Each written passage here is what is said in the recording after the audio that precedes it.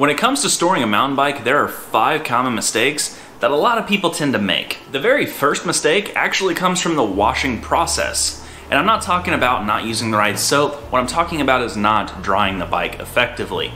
What can happen is your bike is full of tiny cracks, crevices, nooks, crannies, lots of places for water to sit, collect, and quite honestly, never come out of. This stem is a perfect example. We can see right here, there is a huge patch of rust that sat in between the middle hollow part of the stem and the steer tube on this bike. If not caught, this right here, look how gross that is, looks like cheetah fingers. This stem would degrade and eventually snap on its rider.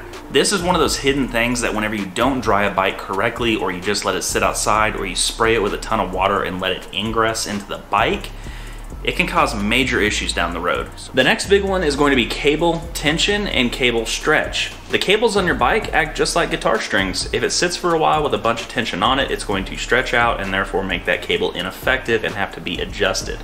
What I do whenever I let bikes sit for a few weeks or a couple months in the case of this bike, I will shift it in the rear to a higher gear. Therefore, this derailleur is kind of slack and it's not pulled tight as if the bike were in its higher range.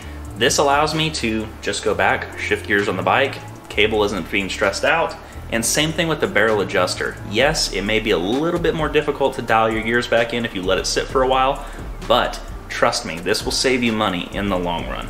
The next big one is improperly storing your bikes. Now, this applies to bikes with hydraulic braking systems. In the case of my Transition, you always want your brake fluid reservoir to be the highest possible point on your bike. Think of air bubbles and water, in this case the water being hydraulic fluid.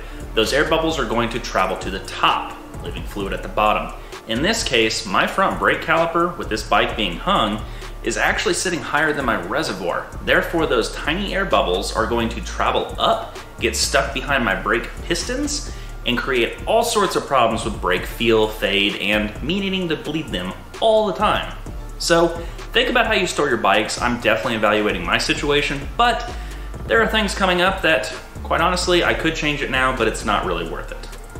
And hold on, I know I just alluded to something epic, so let me explain.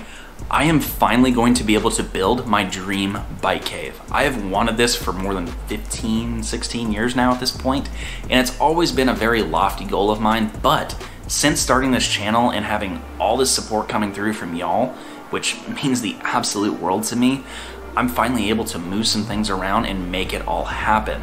This new setup is going to be part bike shop, part film studio, and part design and research laboratory. I have been so excited about putting this together, and seriously, it's all because of y'all. Thank you so much for watching these videos and subscribing to the channel. If you haven't done so already, please do so. And same thing with setting those alerts to on, so that way you're notified as I start this new process and basically an entirely new journey with building out this dream bike cave. Without further ado, let's talk about our next bike storage mistake.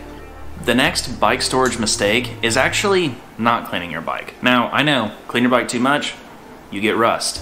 Clean your bike too little, and what happens is little threads and pieces like this, which I'll show you after I get it unscrewed, you start to get dirt built up into the threads, and whenever you go to tighten something like, in this case, a barrel adjuster, it'll start grinding its way in there, and then you're gonna get lots and lots of play back and forth. This is going to break parts down over time. They're not going to tighten or torque up correctly, and it's just gonna cause a huge headache.